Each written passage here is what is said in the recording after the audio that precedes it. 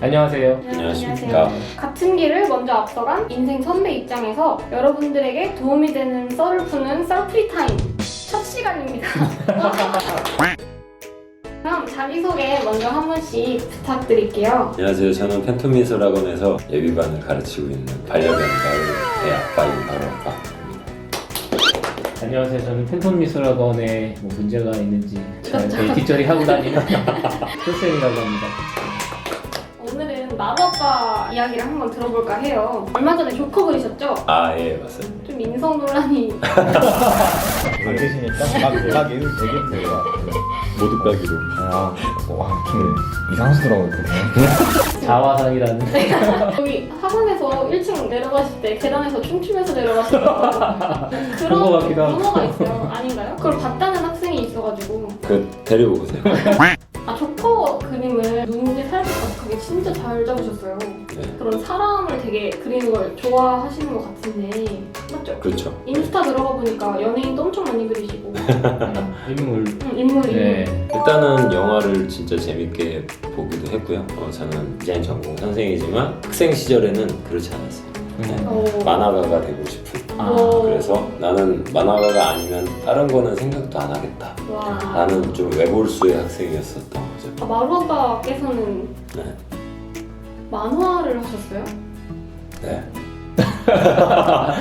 일단 저는 고등학교 때가 제일 재밌었어요. 왜냐면 대학을 가겠다라는 생각을 아예 안 하고 있어요. 아 진짜요? 나는 만화가가 될 거고 그렇다면 이론이 나한테 무슨 도움이 있지? 라는 생각에 그러면 나는 대학보다는 만화가 밑으로 들어가서 배워야겠다. 그래서 그럼 쌤은 고등학교 때 미대 입시를 준비한 아이들이 준비했던 대로 미술학원 다녀서 미대를 간 게 아니에요 그러면? 그게 맞아요. 근데 맞아요. 왜냐면 제가 미술학원을 처음 간 이유도 어머니를 쫄랐죠. 대학을 가겠다라는 의미가 아니라 그냥 그때는 이제 홍대 주변에 미술학원들이 많았으니까 지하철 타고 홍대로 간 거예요. 그래서 처음 간 미술을 학원에서 등록을 하고 그때 그림을 그리는 게 재밌었죠. 그때만 해도 입시 미술이 석고 대생이었는데 소명으로 그렇죠. 네. 나이가 나오죠? 근데 만화가 아닌데 호대생을 했는데도 재미가 있었나요? 처음에는 그것도 모르고 갔기 때문에 그림 자체가 좋아. 네. 그래서 코대생을 하면서 느꼈던 게 그때 당시 좋아했던 만화가 드래곤볼 혹은 슬램덩크라는 만화책이었어요. 슬램덩크만 해도 조금 입체적인데 드래곤볼은 아무래도 조금 평면적인, 그러니까 그거를 그냥 느낌적인 느낌으로만 따라 그렸기 때문에 얼굴 구조에서 오는 그런 입체감, 또 빛에 따라서 얼굴의 인상이 많이 바뀐다, 그런 것들을 많이 느꼈죠. 또 형들이 맛있는 거 사주니까 재밌고 미술학원 가고 싶다, 그렇게 해서 이제 미술을 처음 시작을 하게 됐었었죠. 그러면 만화과를 간 건 아니잖아요. 붙었는데 네. 안 갔어요. 왜요? 그건 뭐야 거죠? 아까도 말씀드렸지만 나는 대학을 안 가야지, 대학이 나한테는 의미가 없어 라고 생각을 하니까 붙었는데 이제 어머니한테는 다 떨어졌어요 라고 진짜요? 말씀을 드리고, 어머니가 아시는 그 다음에 그때는 만화 잡지가 있었어요. 그렇죠. 맞아. 그 잡지 뒷면에 보면은 팬레터를 보내는 주소들이 있었단 말이에요. 독자 코너도 네. 그래서 그거만 보고 찾아갔어요. 진짜? 아무 생각 없이 연습장, 습장 노트를 들고 20살 때 대학은 아무 때도 그냥 안 갔고 네. 그냥 찾아간 거죠 무작정. 무작정 찾아갔죠. 드라마 보는 것 같은데. 뭐 찾아간 데가 어딘가요? 우리나라 무협 만화에서 굉장히 유명하신 분, 지금도 연재가 되고 있고. 몇 명 압축이 되는데 설마 그분? 근데 그 아무래도 세대가 많이 바뀌다 보니까 요즘 애들은 잘 모르더라고요. 왜냐면 웹툰에 익숙해서. 그럼 그때만 해도 웹툰은 없었던 때예요? 아예 없었죠. 네. 와 나이가 있죠? 나이가 나. 그래서 저는 출판 만화, 그런 만화책, 그런 만화가가 되고 싶다. 그래서 무작정 주소만 들고 찾아갔어요. 대박. 처음에 아침에 출발해서 복덕방에, 그때 뭐 부동산이랑 복덕방에 막 물어보고 이제 뭔가 네, 복덕방.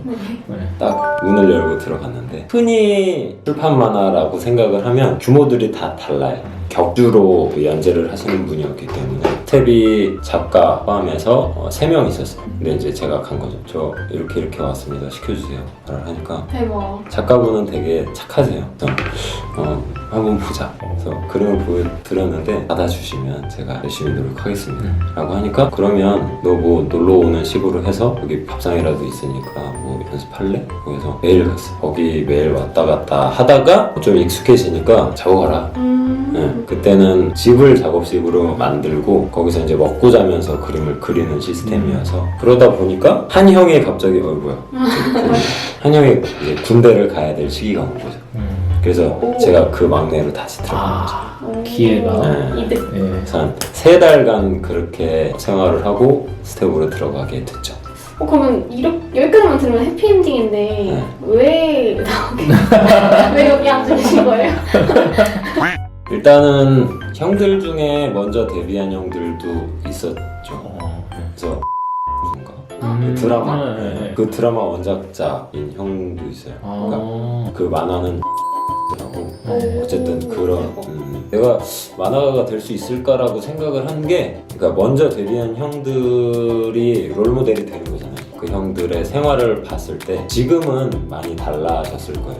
시장도 커지고 근데 아무래도 신인 작가들은 어려운 게 사실이거든요. 그때만 해도 이제 표현해야 된다라는 거에서 굉장히 검열을 많이 받았었어요. 그러니까 나는 예를 들어서 판타지물을 그리고 싶어. 근데 신인 작가들은 아무래도 그 잡지에서 여러 컨텐츠들이 있잖아요. 근데 잘 먹히는 컨텐츠들에 접근을 하기를 바란 거죠. 그런 데에서 오는 자괴감도 있었고 또 선배들이 먼저 데뷔를 해서 만화가 생활을 하는 거를 보면 거의 스텝이 없다라면은 본인이 혼자 다 해야 되는 시스템인데 지금은 컴퓨터로 해서 시간 단축이 많이 됐지만 그때는 스토리도 짜야 되고 그림도 그려야 되고 마감까지 다 혼자서 해야 되는 시스템이라면 격주에 한 회를 그리는 것도 굉장히 힘들죠. 밥 먹고 계속 그림만 그려. 다람쥐가 쳇바퀴 막 돌리듯이 그런 거를 보면서 나는 놀러도 다니고 싶고 이렇게 이런저런 그리고 결정적으로 제가 전역을 하고 또 이제 만화가 밑에서 일을 했어요. 근데 너무 힘든 거죠. 밥 먹는 것도 내 돈으로 사 먹어야 되고 겨울인데 엄청 추워 죽겠고 받은 돈은 거의 없고 진짜 이렇게 될 수도 있다라고 생각이 드는 거죠. 그림이 힘들다라고 느껴지는 타이밍이 딱 있었어요. 그죠. 현실하고 만나면 하기 싫어질 때도 있고. 그렇죠. 그래서 그때는 또 제대도 하고 나름 나이가 있었던 그러면 내가 조금 더 시야를 넓혀보면 어떨까라는 생각에서 입시를 시작하게 된 거죠. 다시. 능력자시네. 마음 먹는 대로 그냥 다 하시네. 그러면 대박이다. 나이가 많은 상태에서 시작을 했기 때문에 일단은 되게 절박했고요. 자기 그림이 비교가 되고 거기서 자존감이 또 많이 떨어지고